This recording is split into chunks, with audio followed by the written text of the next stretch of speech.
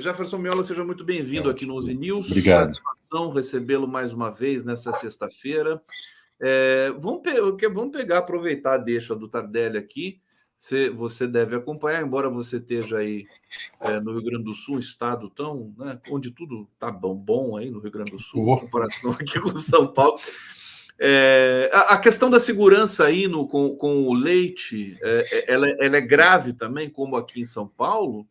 Você consegue fazer um paralelo para a gente? Porque aqui, realmente, o Derrite e o Tarcísio estão fazendo, né? Estão passando o trator aqui, o rolo compressor.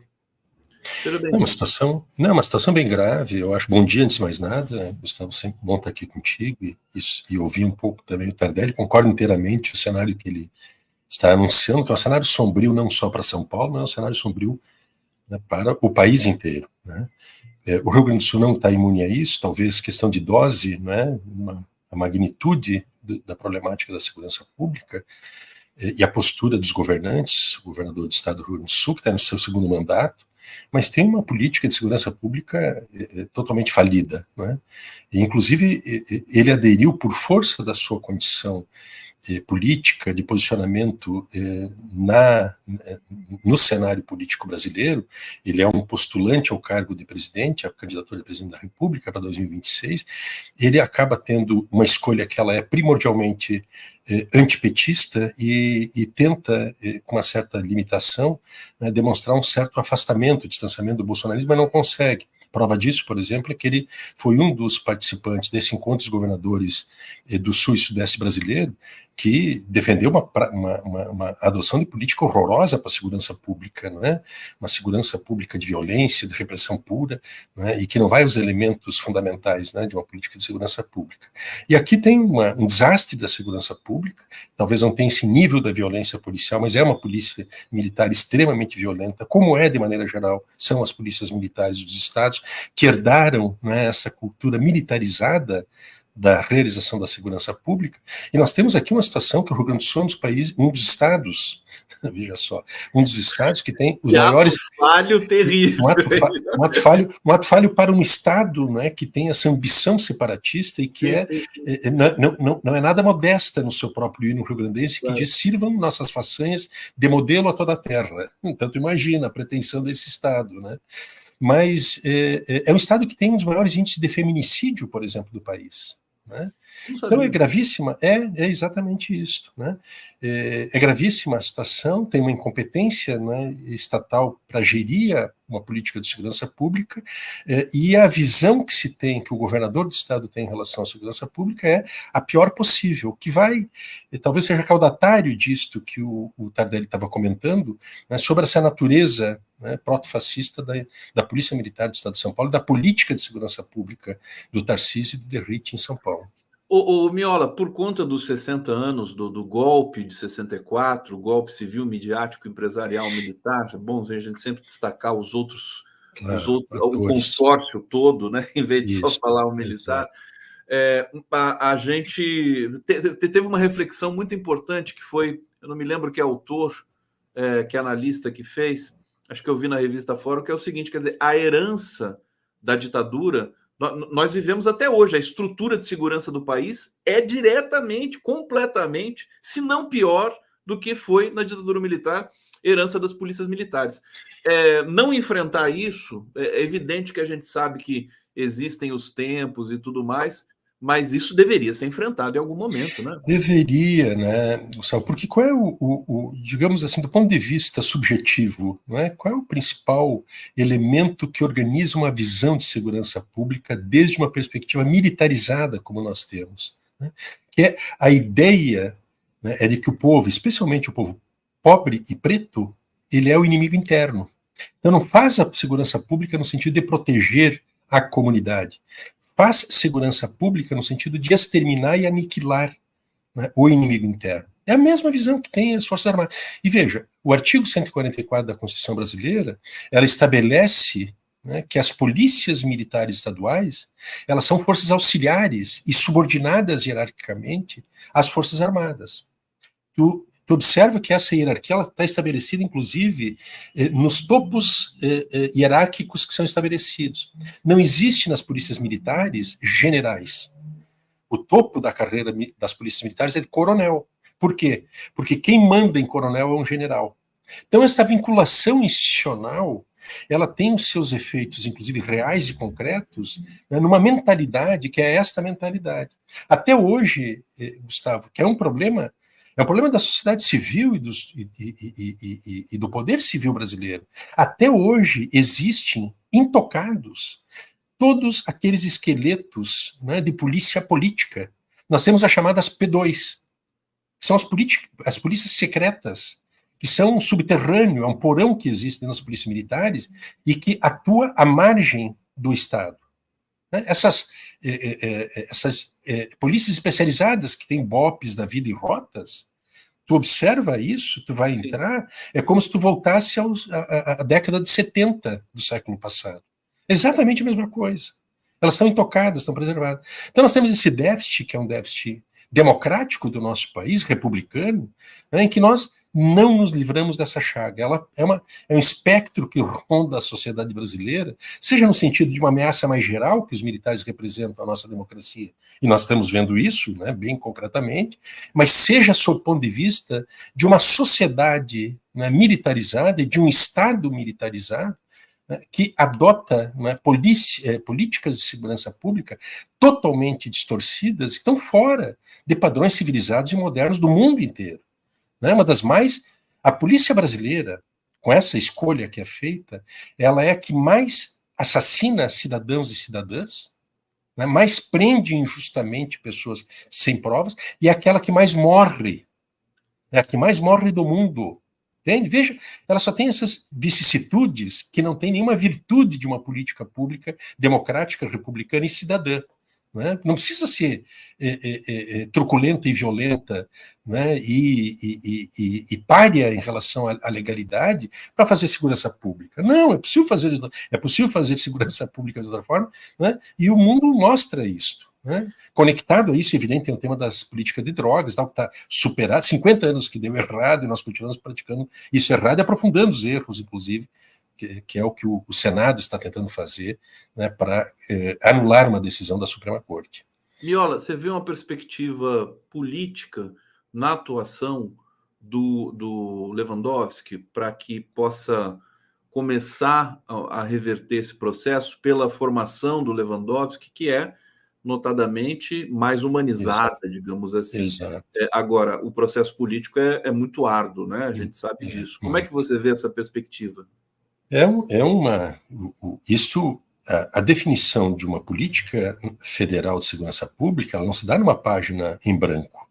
Ela enfrenta, né, atritos e dificuldades institucionais, a começar pelo Congresso brasileiro, cuja representação majoritária, politicamente falando, ela tem esse viés de direita e extrema-direita e uma visão. Eles recentemente aprovaram, Gustavo, o fim das saidinhas.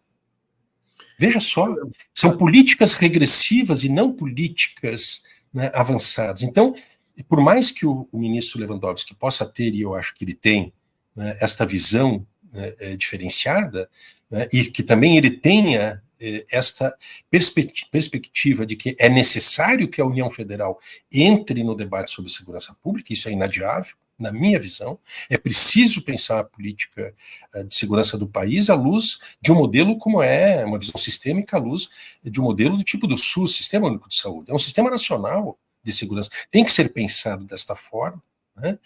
Mas vai ter essas barreiras, vai ter esses obstáculos. Agora, é fundamental, né, necessário e essencial que o governo não se oculte, não se iniba em apresentar uma visão, né, totalizante sobre a problemática e fazer um debate educativo, pedagógico na sociedade sobre as mudanças das polícias estaduais, especialmente as polícias militares, a mudança das suas posturas, a adoção de certos princípios, porque essa resistência tanta que tem o Tarcísio Derrite sobre o uso de câmeras, que protegeria os policiais, inclusive.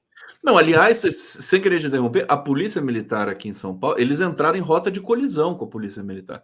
Eles tiraram todo o alto comando anterior, praticamente Exato. trocaram todos, Exato. e agora o Derrite entrou com um programa de aposentadoria que vai tirar também, a maioria dos, segundo as informações, são coronéis que não querem se submeter. Imagina você, quer dizer, a Polícia de São Paulo, que já é violenta, não quer se submeter aos programas violentos do Tarcísio. O terrível, né? Aliás, o muito pior não quer se confundir com terrível. É essa a escolha que tem ali. Eu acho que foi uma ocasião que me perguntasse sobre isso, inclusive eu não sabia nem dizer qual era a natureza das mudanças, e elas estão explicadas agora. É para pior. Né? Toda essa chacoalhada que eles estão dando é para pior. E felizmente, mesmo esses comandantes, né, que podem se alinhar com uma perspectiva, digamos, equivocada, eles estão se insurgindo em relação a isso, o que mostra, né, que o Tardelli fala é super verdadeiro. Né? É daqui para pior que eles querem. É daqui para pior. É um quadro extremamente sombrio. Oxalá a gente consiga, né, no debate, né, político, conscientização da sociedade, enfrentar essa situação. Miola, você é a favor da desmilitarização e você acha que é factível isso? Eu não só sou a favor, como eu acho que ela é essencial, essa desmilitarização. É absolutamente essencial. Absoluto. Qual é o sentido, Gustavo, das forças policiais estaduais serem forças auxiliares do Exército Brasileiro? Me diga, qual é o sentido para isso? Não, isso é só para um projeto de poder político. Não faz sentido. E um projeto de poder político baseado, né, numa visão de que as Forças Armadas, elas são forças de ocupação, elas são forças vassalas, né, que elas combatem o inimigo interno, elas não fazem defesa do país, defesa nacional. Elas fazem, na verdade, né, uma espécie de um protetorado dos interesses estrangeiros no país. São forças vassalas. Né? Então é isso que elas atuam, está errada essa visão, né? Está errado em várias camadas e tal, mas os efeitos concretos acabam sendo esses. Não faz sentido. Polícias militares, né? A segurança pública é feita de uma perspectiva militar e militarizada. Miola aqui no nosso 11 News, Jefferson Miola. Eu vou para o bate-papo aqui de ler 2 comentários, 2 superchats, pedindo para vocês aqui não esquecerem do like também. A Vivian Lee está dizendo aqui: acabei de passar por um terremoto aqui em Nova York e eu não senti nada. A corte tremeu e só eu não senti. Parabéns, Vivian, que você não sentiu o terremoto em Nova York. Que coisa, hein? Depois vamos ver notícias sobre isso aí. Deve ter sido um terremoto fraco, evidentemente, né? José Carlos Faria, sem contar o terremoto dramático que aconteceu em Taiwan, né? Recentemente. José Carlos Faria dizendo: milícia não é poder paralelo, é o próprio estado do Rio de Janeiro. A situação no Rio de Janeiro, então, se a gente falou de São Paulo, Porto Alegre aqui, en passant, né? Mas o Rio de Janeiro realmente é uma situação para lá de complexa e delicada. Ô, Miola, eu quero falar, então, vamos passar para as Forças Armadas. Você escreveu recentemente, e é um tema que é muito importante que você fale um pouco sobre ele aqui. Eu confesso que fiquei um pouco na minha, enfim, um pouco inocência, devo confessar, que o STF votando a questão das Forças Armadas, aquele voto do Flávio Dino, Forças Armadas são subalternas, tudo mais, na proximidade, aliás, exatamente nos 60 anos do golpe, aquilo me deixou um pouco confortado. Mas você disse que não é bem assim, e eu queria que você explicasse para a gente por quê. Olha, Gustavo, com a devida vênia do relator, para expressar essa formalidade, né, parlamentar. Não, mas Gustavo, assim, vamos lá, vamos começar pelo começo. E, francamente, eu acho que é, no mínimo, esdrúxulo, para não dizer absurdo e constrangedor, que a Suprema Corte brasileira se dedique a discutir se as Forças Armadas elas são ou não são um poder moderador. Quem dispunha sobre o poder moderador era a Constituição de 1824. 1824. Então, a Suprema Corte brasileira, no terceiro milênio da era cristã, na sua terceira década, se dedicar a discutir se as Forças Armadas são ou não são poder moderador, isso é profundamente esdrúxulo, é absurdo, é meio ridículo até. Não deixa de ser positivo, né, porque seria muito estranho, engraçado até, se a Suprema Corte decidisse com outro entendimento de que as Forças Armadas têm esse poder moderador. Bom, mas não foi por aí. Então, acho que o primeiro aspecto é esse. Né? Agora, qual é o subtexto por parte disso que a gente tem que entender? Se as forças, o STF está analisando esta situação, é porque ele foi provocado a analisá-la. E ele foi provocado em 2020, que, aliás, me chamou muita atenção, que seria muito mais pertinente e proveitoso se o Supremo Tribunal Federal tivesse analisado essa questão em 2020, quando estávamos no auge da trama golpista, o ascenso da extrema-direita em torno desta bandeira da intervenção militar no país. Então deveria ter feito isso lá atrás. Mas, por razões talvez com um certo amedrontamento diante do governo militar com Bolsonaro, preferiu fazer essa discussão 4 anos depois. Né? Ela tem um valor prático, um efeito relativo, na minha opinião, que é de pelo menos, mas pelo menos, né, desautorizar e deslegitimar esta visão delirante que faz o bolsonarismo e a extrema-direita a esse respeito. Inclusive juristas conhecidos como, né, o da escola aí do Ives Grandes Martins. Ela tem esse efeito, né, líquido, que é, bom, desautoriza e deslegitima, vocês não estão, né, autorizados a usar isso como critério porque não é válido. Agora, o segundo, o subtexto que tem por trás disso, desse julgamento, dessa decisão, é que é o reconhecimento de que o país continua sob ameaça, né, da sua democracia. Nós continuamos sob ameaça. Porque o simples fato do Supremo Tribunal Federal pacificar esse entendimento que ele já estava pacificado, ele já pertencia ao senso comum, desde 88, está na Constituição, o texto com essa ambiguidade, que foi uma imposição do general Leônidas Pires Gonçalves durante a transição conservadora na Constituinte para botar no texto constitucional esta linguagem que está ali, que diz que as Forças Armadas são garantidoras dos poderes constitucionais e da lei e da ordem, que foi a imposição deles, para gerar essa ambiguidade. Bom, isto só não resolve o problema central, que do meu ponto de vista é o problema do Comando Civil das Forças Armadas. E o Comando Civil das Forças Armadas, ele pressupõe uma situação de urgência nacional que nós temos, que é a transferência para a reserva, uma renovação, né, muito importante do atual oficialato. Não são só esses que estão sendo processados, que provavelmente serão condenados, né, que estão implicados no último período nos atentados antidemocráticos. Tem outros ainda da ativa do Serviço Militar Brasileiro, que estão no posto de comando e no alto comando do Exército, que também estão implicados. E também realizar uma reforma militar no país, né, para que definitivamente as Forças Armadas sejam preparadas, especializadas e modernizadas para cuidar da defesa nacional. E não cuidar de segurança pública interna, de ser transportadoras de urnas eleitorais, de transportadora de medicamentos, de participação em obras públicas, etc. Só cuida da defesa nacional.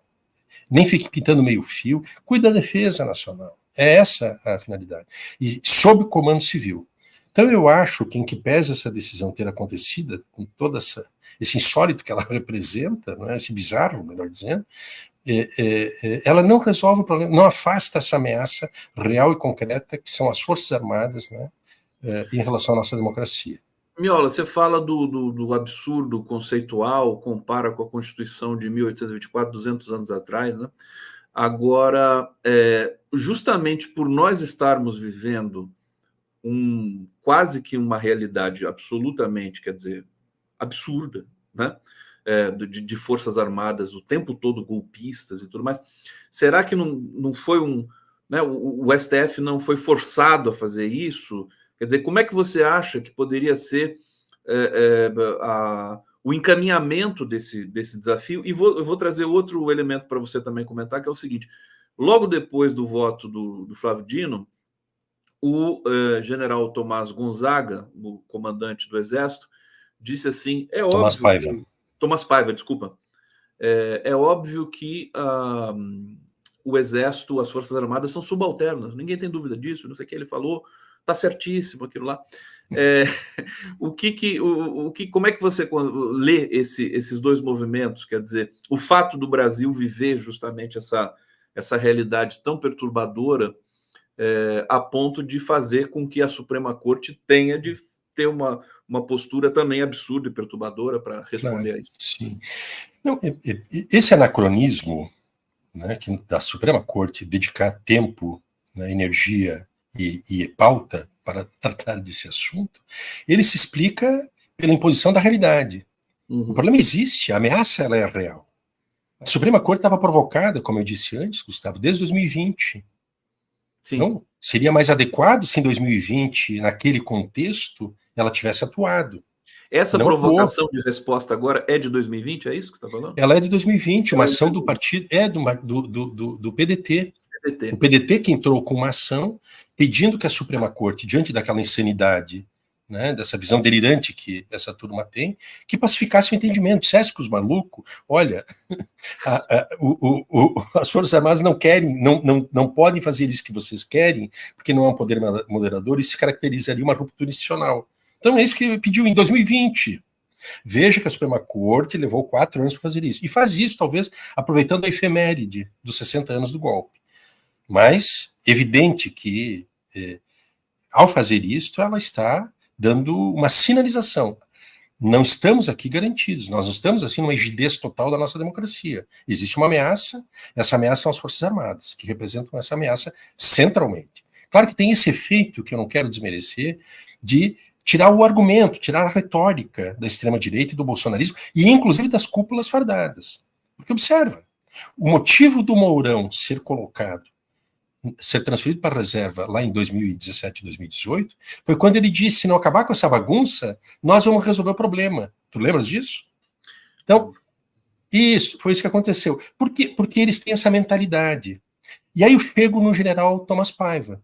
General Tomás Paiva, eu acho que ele está vivendo uma espécie, transitoriamente, inclusive, uma espécie de uma metamorfose legalista, né? Porque quando as Forças Armadas sofreram esse impacto de uma derrota, né, do seu intento golpista em 2022, 2023, eles se reposicionaram. Eles não fizeram uma conversão súbita à legalidade e ao profissionalismo. Eles só se reposicionaram e preservaram o essencial, a começar por ter o ministro da Defesa que eles queriam, que é um porta-voz de seus interesses, e preservar todo o sistema de promoções, ou seja, da cadeia de comando do poder interno, definida por eles, que é a antiguidade. Então eles preservaram isso, e aí chegou o Tomás Paiva. O Tomás Paiva, que foi tão peremptório em declarar que essa decisão do STF está totalmente certo, não havia dúvidas do Exército sobre isso, foi o mesmo Tomás Paiva, né, que participou, protagonizou um dos atos atentatórios à nossa democracia e aos poderes constituídos, né, que foi em 13 de abril de 2018, quando ele era chefe de gabinete do general conspirador Eduardo Vilas Boas, naquela circunstância em que foi publicado, em nome do alto comando do Exército, na conta, no perfil do general Vilas Boas, aquela ordem das Forças Armadas, do Exército Brasileiro, mandando o Supremo Tribunal Federal prender o presidente Lula, para tirar o Lula da eleição, que era, né, o candidato mais competitivo da chapa militar Bolsonaro-Mourão. Naquela época o Mourão ainda nem era o vice, mas eles estavam construindo a chapa militar, né, e tirar, portanto, da eleição, né, o virtual vencedor daquele pleito, que era o presidente Lula, fora de dúvidas, né? Então veja, o general Tomás Paiva, que é um personagem que está implicado nessa dinâmica toda, golpista, nessas tramas golpistas dos últimos anos, ele não tem exatamente uma fidedignidade, não é uma confiabilidade para a gente acreditar que ele fala sério.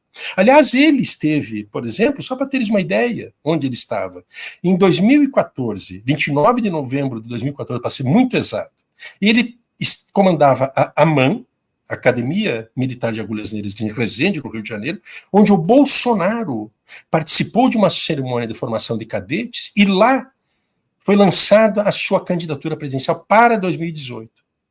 Então, veja, não é fácil isso, não é uma situação que a gente possa dizer, bom, o STF pacificou o entendimento, está tudo resolvido. Não está tudo resolvido, porque nós temos uma instituição militar e uma cultura instituída e uma geração, especialmente no seu oficialato, que ela está completamente intoxicada com esses valores do passado, que vem do porão da ditadura, muitos deles, inclusive, né? E, portanto, se nós, mais além de avançar com uma mudança, por exemplo, do texto constitucional do artigo 142 no Congresso, por um projeto de emenda constitucional, mas também cuidar da defesa nacional, que está para ser aprovado, votado pelo Congresso, e fazer uma reforma militar. E transferir alguns deles são muito dissimulados, né, que se aparentam essa ideia de que se converteram à democracia, à legalidade, ao profissionalismo, transferir para a reserva, e punir aqueles, responsabilizar aqueles que participaram, né, materialmente ou de forma muito mais diferenciada e grave nos atentados. Falta gente naquela lista que o STF tem, né, no inquérito da Polícia Federal, melhor. Jefferson Miola aqui no 11 News, trazendo essa análise tão importante para a gente. Eu vou aproveitar, vou pedir para você, então, eu quero falar, Miola, sobre Israel, Gaza. Você fez um artigo importante sobre isso. Agora, antes de falar desse tema internacional, ainda um breve balanço, se você puder fazer para a gente, dos 60 anos do golpe de 64, do que aconteceu no Brasil. Quer dizer, havia ali uma interdição da presidência da República em não fazer eventos oficiais, né? Num acordo que teve ali com o Múcio e tudo mais, com o Ministério da Defesa, os militares, para não melindrar os militares, que são tão sensíveis, né? Eles são tão, assim, delicados. Eles desmaiam, né? Costumam desmaiar quando tem uma coisa que contrariam eles, né, ô Miola? Mas o que eu pude perceber, e eu não sei se você percebeu, é que não houve celebração de 64 pelos militares, a não ser o Mourão, que falou algo assim até isolado. Eu não vi clube militar comemorando, eu vi, na verdade, acho que talvez a resposta mais forte da sociedade brasileira, e aí você me corrija se eu estiver enganado, ao longo desse período pós-democracia, pós-ditadura, né, da redemocratização, com relação a 64. Quer dizer, movimentos pequenos, evidente, né? A Marcha do Silêncio em São Paulo, teve uma manifestação no Rio de Janeiro, manifestações espalhadas pelas capitais, não sei se em Porto Alegre teve uma, acho que teve também, né? Teve, mas também muito fraquinha, né? Fraca, mas de qualquer maneira, elas aconteceram. E no debate aqui na cena também progressista da internet também, isso ficou muito pronunciado. Os jornais convencionais fizeram edições especiais sobre os 60 anos do golpe, e naquela onda de, né, eles apoiaram, a Folha de São Paulo apoiou, a Globo apoiou em 64, e aos pouquinhos eles foram ficando contra o golpe de 64. Faz um balanço para a gente sobre isso. Assim, ó, Gustavo, só te atualizar assim, sobre as celebrações. Ocorreu uma celebração do Clube Militar. Ocorreu? Ocorreu no dia 27 de abril, ocorreu um almoço convocado pelos representantes das três forças no Clube Militar para fazer a celebração do movimento de 64, ou Revolução de 64, eles fizeram isso. E que, inclusive, é um ato ilícito, né? Porque ele está fazendo apologia de crimes previstos no Código Penal Brasileiro, artigo 359L e 359M do Código Penal, né, que é o crime que trata da abolição violenta do Estado de Direito, que foi o que aconteceu em 64, e da deposição de um governante legitimamente eleito, que foi o caso do Jango em 64. Então isso é ilícito, e não é dado a ninguém, né, fazer apologia ao crime. Não aconteceu nada. Eu até tenho a impressão de que o Ministério Público Federal tenha sido provocado, mas não agiu. É um ato ilícito. Então eles celebraram. É importante dizer que, embora o Clube Militar ele seja uma entidade de direito privado e que tem nos seus quadros dirigentes oficiais da reserva das Forças Armadas, ela é uma espécie de um ventríloco, é uma voz auxiliar que tem os militares da ativa. E ele é frequentado, inclusive, por militares da ativa, né, dentro dessa sociabilidade da família militar, né? Então não é algo, digamos assim, inocente, mais além do que o Mourão fala, mas é algo muito concreto, né? Então é um deboche, é um tapa na cara, uma bofetada, né, que eles dão diante do pedido que o presidente Lula fez, né, na minha opinião, que inibiu, inclusive, que essas manifestações no país de rememoração, porque não é de celebração, ato de rememoração dos 60 anos do golpe, como parte de um processo de memória, verdade e justiça. Aqui nós temos um problema que eu acho que o presidente Lula, né, ele desencorajou, ele desestimulou fortemente que organizações da sociedade, movimentos sociais né, pudessem fazer esses atos de rememoração e ter uma atividade. Foi um erro o governo institucionalmente não promover isso, porque a questão da memória, da verdade e da justiça não é uma questão de governante do foro íntimo, de uma opinião pessoal, nem de um governo. É uma questão de Estado, é uma política de Estado permanente. Isto é feito em todas as sociedades do mundo, se faz isto. Sociedades que tiveram um encontro, né, com uma justiça de transição, promovem isso. Nosso caso não teve essas rememorações oficiais, né, e desestimularam muito as iniciativas da sociedade civil. Tem uma diferença de atitude, de cultura, né, da sociedade brasileira em relação, por exemplo, às sociedades dos nossos países vizinhos, sul-americanos, onde essa data das rememorações, elas são fortemente e permanentemente lembradas.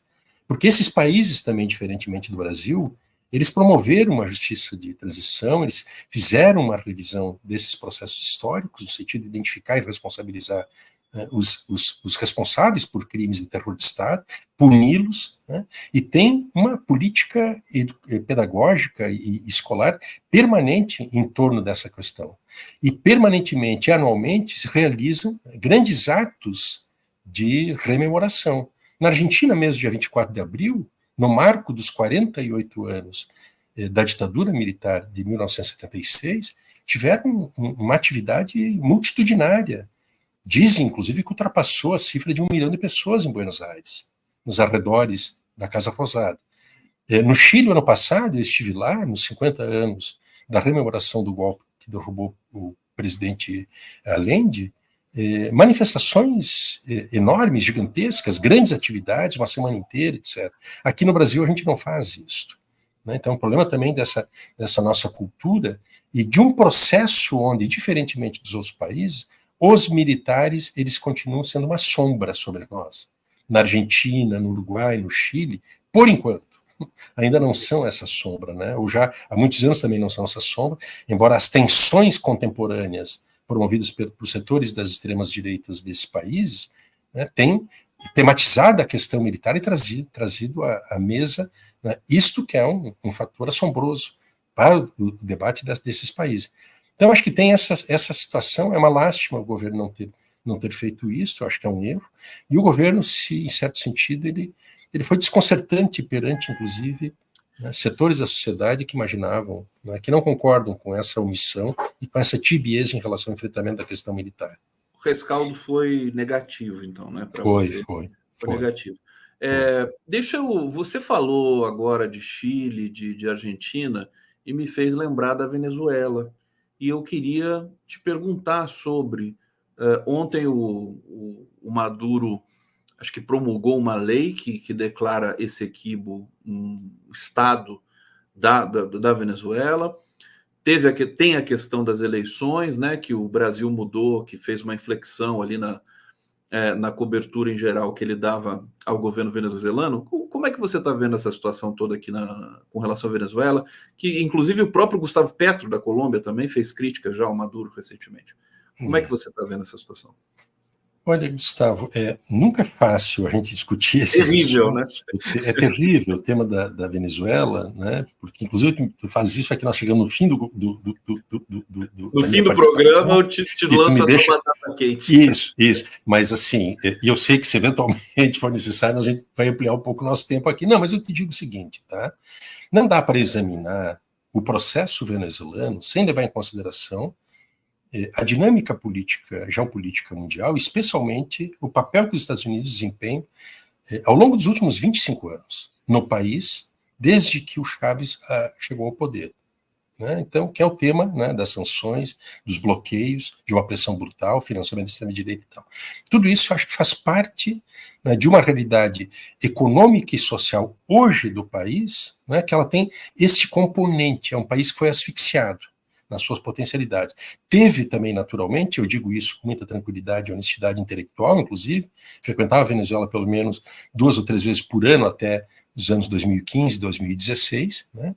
E conheço muito o processo interno, e também sei das dificuldades e limitações que tiveram os dirigentes venezuelanos, né, do governo venezuelano, de pensar uma estratégia de desenvolvimento mesmo nas situações adversas. Então, tem o problema da influência, as pressões e sanções estadunidenses, sim, e tem as dificuldades e limitações dos próprios né, bolivarianos que conduzem o processo. Bom, mas eu acho que nesse período recente, eu concordo com a posição adotada pela diplomacia brasileira, o Brasil protagonizou, né, um esforço, né, para reduzir essas pressões e as tensões ocasionadas pelos Estados Unidos, que foi o Acordo de Barbados. E ali se chegou a um consenso. O Brasil fala, critica a posição, ou se estranha a posição venezuelana em relação ao processo eleitoral, né, exatamente porque foi um dos copatrocinadores desse Acordo de Barbados, onde o próprio chavismo, né, hipotecou determinados compromissos que não foram materializados depois. Então, bom, quem assinou esse acordo, que foi o governo do venezuelano, o fez não por imposição, o fez com parte de um acordo que teve, né, como patrocinadores, um deles o Brasil. Então essa é a posição do governo brasileiro com a qual eu concordo. Né, eu concordo, né, com a posição adotada. E sobre o tema desse equívoco, eu acho que que também aqui não tem nenhum, não é algo irreal a disputa territorial. Ela vem lá do século XVIII. Não é irreal. A questão é porque hoje, cara pare, desse assunto surge. E aí, tu me perdoe, mas assim, eu tenho muito cheiro de que esta forma, né, trazer para a cena nacional, mobilizar a sociedade venezuelana em torno de defesa de um assunto que tem o máximo interesse nacional, né, que é reconquistar o seu território histórico, vai fazer isso nesses tempos, com uma batalha, como se fosse uma batalha central de vida e morte. Eu me parece que ela tem um certo componente, né, político, de interesse eleitoral por trás.